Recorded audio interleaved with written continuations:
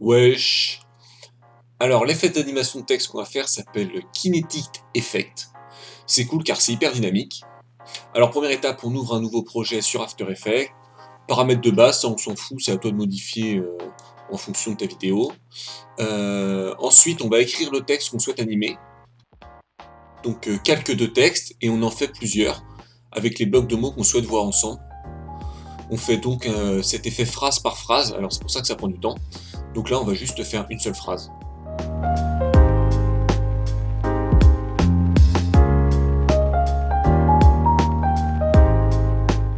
Ensuite, deuxième étape, on cale le rythme du texte. Donc on sélectionne les calques et on les fait démarrer les uns après les autres dans la barre de temps en bas. On peut les faire apparaître plus ou moins vite. Le mieux, c'est que ça reste assez dynamique, mais en ayant quand même le temps de les lire. Quand on veut les caler sur une musique, on glisse la piste audio sur l'espace de travail et on cale les mots juste au moment où ils sont prononcés.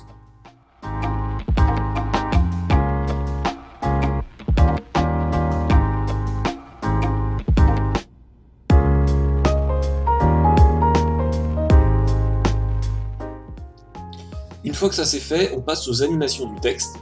Alors pour ça, on crée une précomposition, c'est-à-dire c'est comme un sous-fichier dans lequel on va travailler tout ce bloc de texte. Donc on sélectionne les textes de notre phrase, on fait clic droit, précomposition, et on va avoir notre espace de travail sur lequel on aura toutes nos phrases, et à côté de ça, notre précomposition où on pourra bosser le détail d'animation. Donc pareil, notre précomposition, on l'adapte à la zone de temps. Au début, il n'y a rien, donc on peut le réduire, et quand on veut que notre phrase disparaisse, on coupe. Et quand on double-clique sur la précomposition, ça nous l'ouvre, et c'est là qu'on peut commencer à travailler l'effet.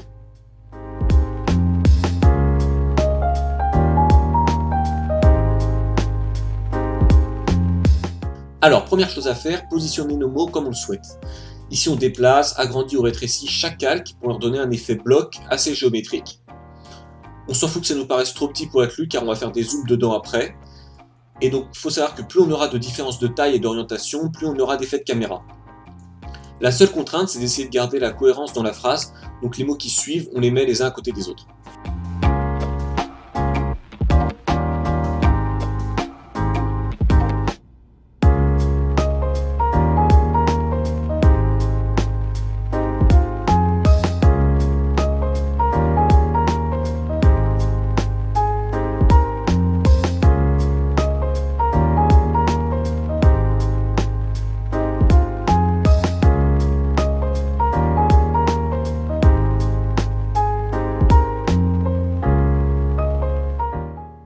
Voilà, donc maintenant qu'on a notre bloc, on anime les apparitions de mots un par un. On peut donc jouer sur l'opacité, la position, etc., etc. Donc on utilise le petit chronomètre pour les points clés. Moi ce que j'aime bien faire c'est des animations de 4 frames. Donc j'appuie sur CTRL, j'appuie 4 fois sur la flèche de droite de mon clavier, ça fait avancer la timeline de 4 frames et ensuite je recrée un point de modification.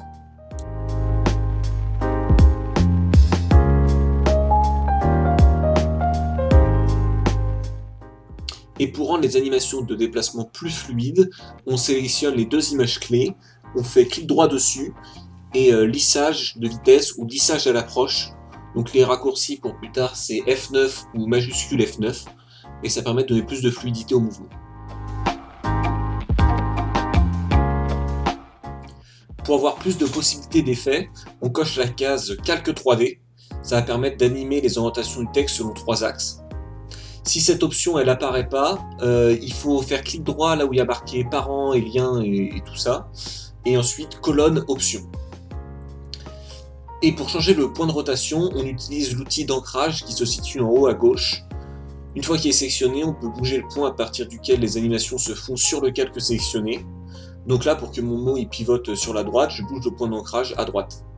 Et si je sélectionne un calque et que je fais CTRL plus double-clic sur l'outil, ça me place automatiquement le point au milieu du calque.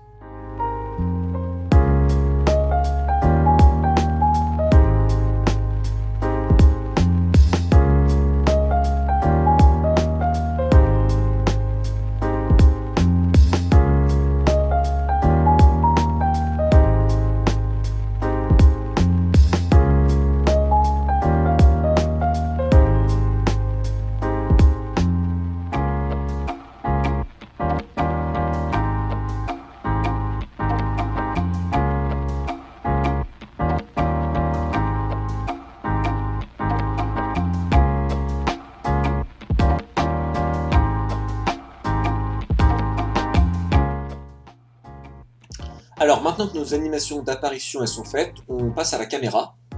On va donc simuler une caméra dans After Effects avec laquelle on va pouvoir se déplacer pour zoomer sur les mots un par un.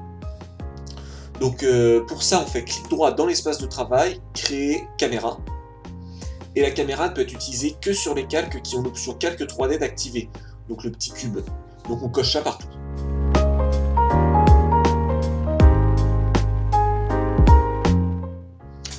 On ouvre ensuite le panneau transformer et on va utiliser 3 options. Alors, point ciblé pour déplacer la caméra de haut en bas et de droite à gauche. Position, dont la dernière valeur seulement va nous permettre de zoomer et dézoomer. Et enfin, rotation Z pour faire basculer la caméra sur le côté pour lire les mots qu'on a placés à la verticale. Comme d'habitude, on utilise les images clés.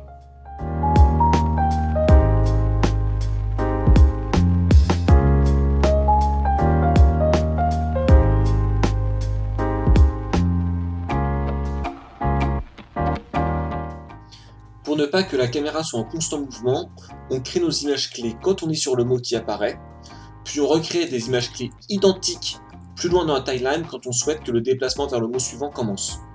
Une fois le déplacement terminé sur le mot suivant, on avance de quelques frames pour laisser le temps de lire le mot, on refait les images clés identiques, et ensuite on commence le mouvement suivant.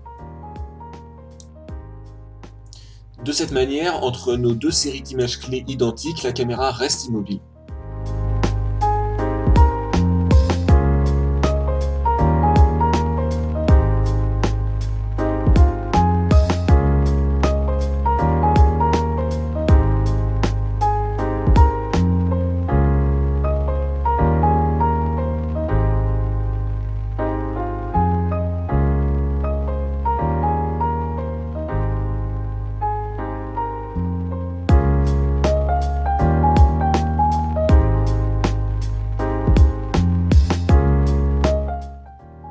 Voilà, on a donc notre animation.